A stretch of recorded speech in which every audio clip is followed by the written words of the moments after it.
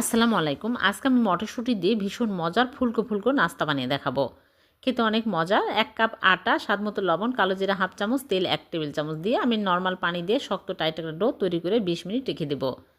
আর এদিকে মটরশুঁটি আমি নিয়েছি, সিদ্ধ করে ব্লেন্ড করে নিলাম। আর চুলায় প্যান বসিয়ে আস্ত জিরা, পেঁয়াজ কুচি, কাঁচামরিচ কুচি, আদা, রসুনের গুঁড়া, তারপরে দিয়ে দিচ্ছি হলুদের গুঁড়া, লবণ, মরিচের গুঁড়া আর আলু একটা দিয়ে দিলাম আর মটরশুঁটি দিয়ে আমি নেড়েচেড়ে কিছুক্ষণ রান্না করে নেব। রান্না হয়ে আসলে চুলা থেকে নামিয়ে নিলাম। এদিকে আমি ২০ মিনিট পর লেচি কেটে নিচ্ছি। নিয়ে একটা করে লেচি নিয়ে আমি রুটি বেলে নেব। তারপরে ভিতরে পুর দিয়ে সাইড দিয়ে পানি লাগিয়ে মুখটা ভালো করে আটকিয়ে মুখের সাইডে আমি বেলে নেব। আস্তে করে বেলে নিতে হবে, তাছাড়া কিন্তু পুর বের হয়ে যাবে। এখন আমি সবগুলো এরকম করে বানিয়ে তারপরে গরম তেলের মধ্যে দিয়ে উপরে তেল তুলে দেবো, তাহলে অনেক সুন্দরভাবে ফুলবে।